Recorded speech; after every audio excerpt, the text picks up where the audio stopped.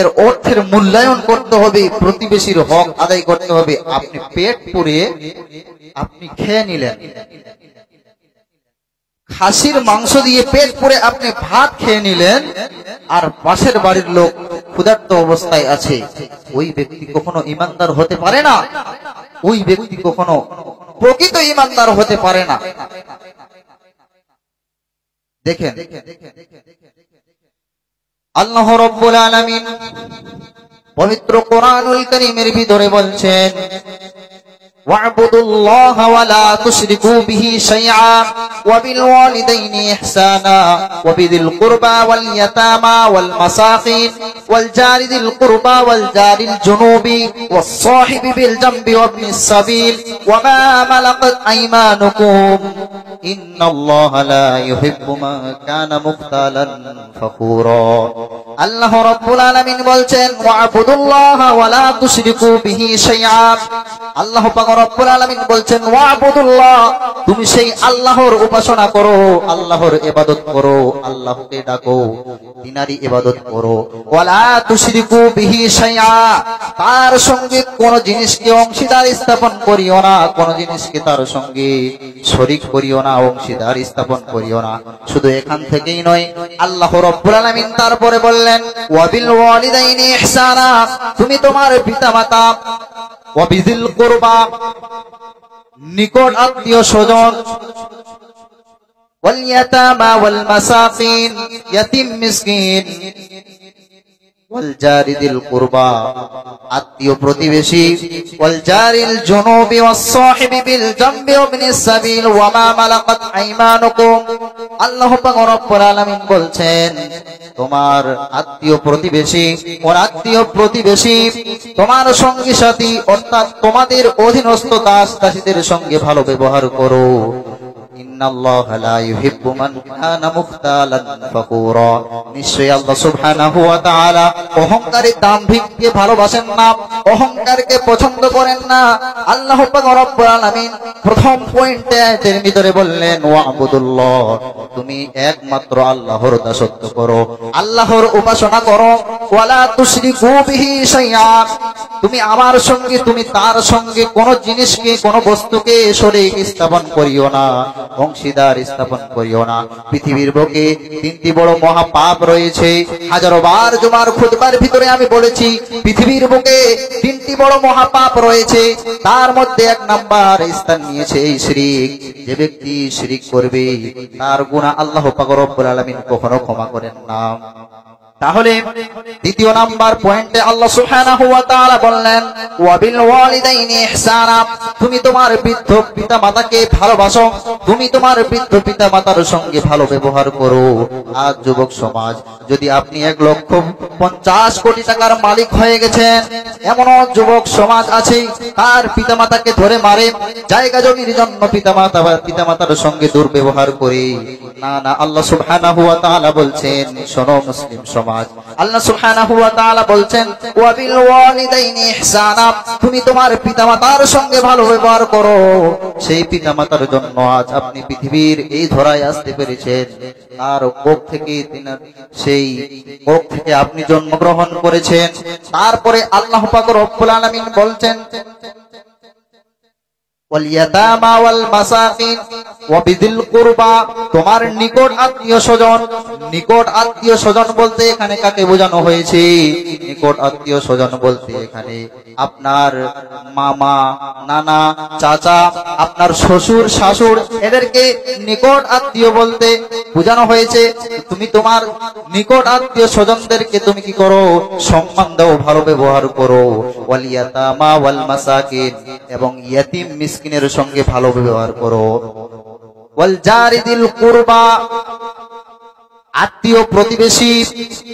ওয়াল জারিল জুনুবি ওয়াস সাহিবি বিল জামবি ওয়া ইবনিস সাবিল, সেই প্রতিবেশী যদি তোমার আত্মীয় না হয়, তারপরেও তুমি তার সঙ্গে ভালো ব্যবহার করো, এবং তোমার সঙ্গী সাথী, তোমার বন্ধু বান্ধব, তার সঙ্গে তুমি ভালো ব্যবহার করো। এবং কি তোমার নিজের বাড়িতে যে দাস দাসী তুমি রেখেছো, কাজের লোক রেখেছো, তার সঙ্গে তুমি ভালো ব্যবহার করো। ইন্নাল্লাহা লা ইউহিব্বু মান কানা মুখতালান ফাকুরা। আল্লাহ সুবহানাহু ওয়া তাআলা অহংকারী দাম্ভিককে পছন্দ করেন না। তাহলে এই আয়াতের মধ্যে আল্লাহ সুবহানাহু ওয়া তাআলা কিছু কিছু জিনিস বললেন, তার মধ্যে প্রতিবেশীর হক সম্পর্কে তিনি বললেন যে তুমি তোমার প্রতিবেশীর সঙ্গে ভালো ব্যবহার করো, সেই প্রতিবেশী তোমার আত্মীয় হোক আর না আত্মীয় হোক। তোমার পাড়ার প্রতিবেশী, তার সঙ্গে কোনো যদি তোমার সম্পর্ক না থাকে, কোনো সম্পর্কের রক্তের টান না থাকে, কোনো রক্তের সম্পর্ক না থাকে, তারপরেও তুমি তোমার প্রতিবেশীর সঙ্গে ভালো ব্যবহার করো। অর্থাৎ আল্লাহ পাক রব্বুল আলামিন এই যে ধন সম্পদ দিয়েছেন, একটা কথা ভালো করে মনে রাখবেন যে আল্লাহ পাক রব্বুল আলামিন শুধু গরিবের মাধ্যমে পরীক্ষা নেন না, যে আমাকে এত গরিব করে আল্লাহ সুবহানাহু ওয়া তাআলা সৃষ্টি করেছে, আমার কোনো ধন সম্পদ অর্থ নাই, এই শুধু আমারই আল্লাহ পাক রব্বুল আলামিন পরীক্ষা নেবে, শুধু গরিবদেরই আল্লাহ পাক রব্বুল আলামিন পরীক্ষা নেবে এমনটি নয়। আল্লাহ পাক রব্বুল আলামিন সবকিছুই পারেন। অর্থ দিয়েও পরীক্ষা করতে পারেন, আবার অর্থ না দিয়েও তিনি পরীক্ষা করতে পারেন। আল্লাহ পাক রব্বুল আলামিন আপনাকে অর্থ দিয়েছেন, আপনাকে মনে রাখতে হবে আল্লাহ পাক রব্বুল আলামিন আমাকে অর্থ দিয়েছে, এই অর্থের বিনিময়ে আমাকে আল্লাহ পাক রব্বুল আলামিন পৃথিবীর বুকে পরীক্ষা করবেন।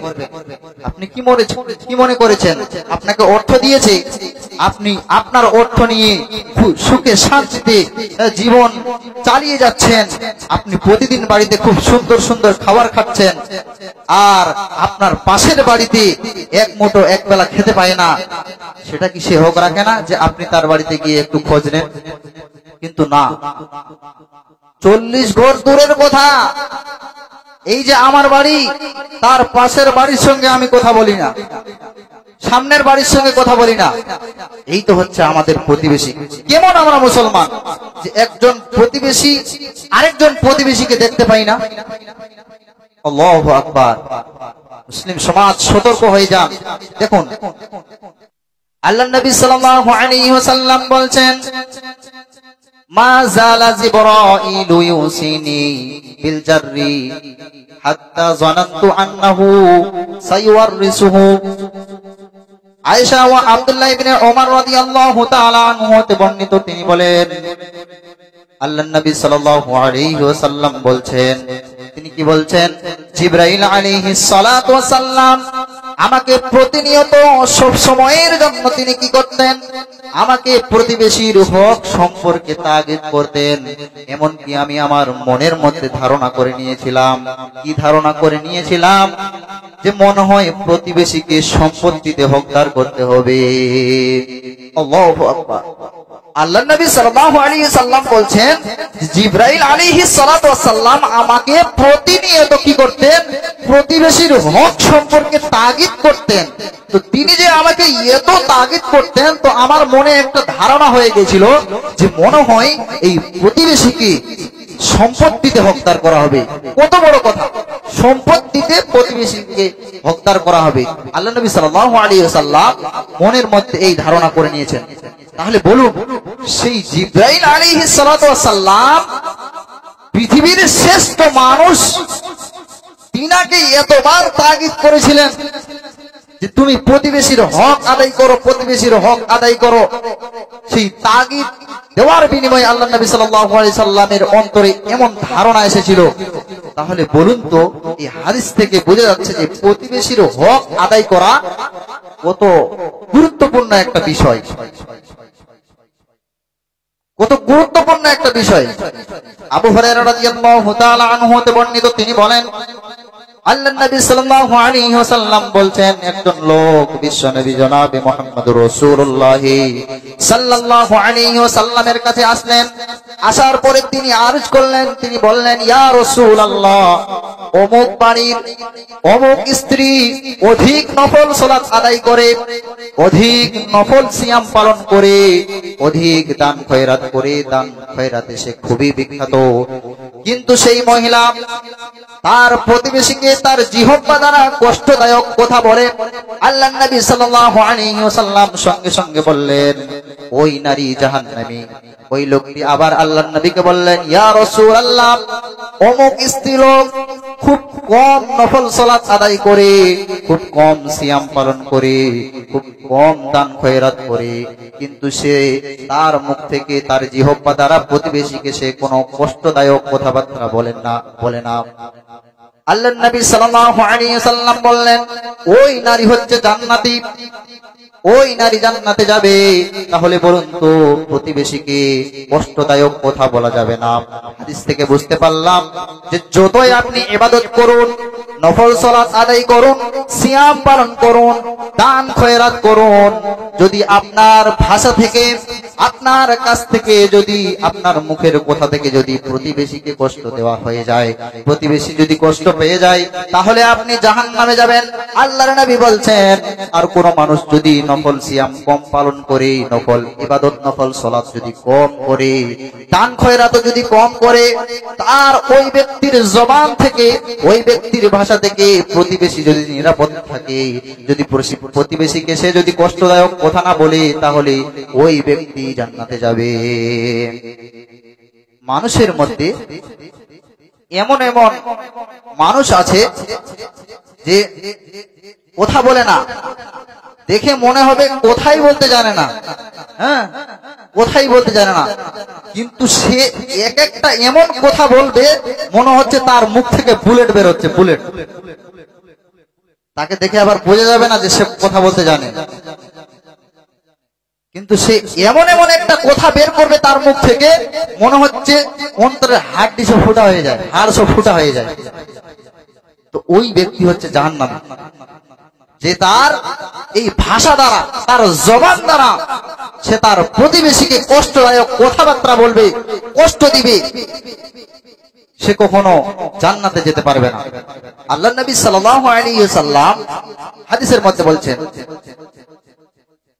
আব্দুল্লাহ ইবনে আব্বাস রাদিয়াল্লাহু তাআলা আনহু বর্ণনা করেন, তিনি বলছেন যে ব্যক্তি পেট পুরে খাবার খেলো, হ্যাঁ, পেট পুরে সে ভক্ষণ করলো, অথচ তার বাড়ির পাশে তার প্রতিবেশী ক্ষুধার্ত অবস্থায় আছে, সে ব্যক্তি কখনো ঈমানদার হতে পারে না।